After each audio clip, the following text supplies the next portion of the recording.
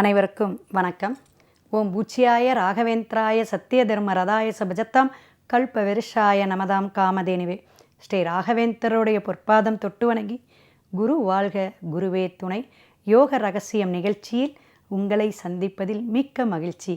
எல்லாரும் நல்லா இருக்கணும், எல்லாருமே நல்லா இருப்போம்.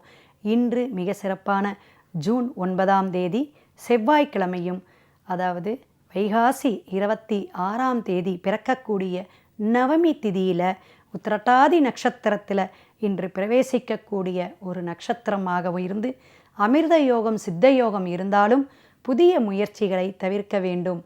நம்மளுடைய திட்டங்கள், நம்மளுடைய செயல்பாடுகள், நம்மளுடைய வேலை பயன்பாடுகள் இது எல்லாமே ஒரு நோட்டு போட்டு எழுதலாம். நிறைய விஷயங்கள் பெருமாள் வழிபாடு எடுக்கலாம். செவ்வாய்க்கிழமையாக வருதுங்களே அப்படின்னாலும் நவமி திதி அப்படிங்கிறது ஒரு விசேஷமானதுங்க. அஷ்டமி நவமி அப்படிங்கிறது சுபகாரியங்கள் மட்டும்தான் தவிர்க்கணும்.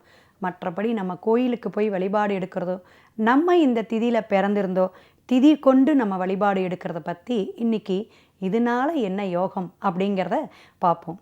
நம்மளுடைய திதி என்னைக்கு வருது, கிழமை என்னைக்கு வருது, நட்சத்திரமும் சேர்ந்து இந்த 3 விஷயமாவது, ஏன்னா ஆங்கில தேதியோ தமிழ் தேதியோ கரெக்டாக ஒட்டி வர்றதெல்லாம் கஷ்டம். இதுபோல் வர்றதெல்லாம் நம்ம பஞ்சாங்கத்தில் பார்க்கணும். அந்த நோட் பண்ணி அந்த நாள் எது அப்படிங்கிறத நோட் பண்ணி அந்த திதியோட நம்ம விதியை வெல்லக்கூடிய அமைப்பு. அப்போ எந்த பிரச்சனைகளையுமே விதி கொண்டுனா என்னதுங்க, மதி கொண்டுன்னு அர்த்தம். விதியை மதி கொண்டு நம்ம வெல்லக்கூடிய அமைப்பை இந்த மாதிரி நம்ம திதியில் வழிபாடு எடுக்கிறது. பிரசித்த பெற்ற நல்ல கோயில், ஏன்னா நம்ம நட்சத்திரத்துக்கு ஒத்து வரணும் அந்த கோயில். அங்கே போயிட்டு நல்ல ஒரு டின்னு பெருசாக ஒரு 5 லிட்ரு 10 லிட்ரு கூட வாங்கி கொடுக்கலாம்.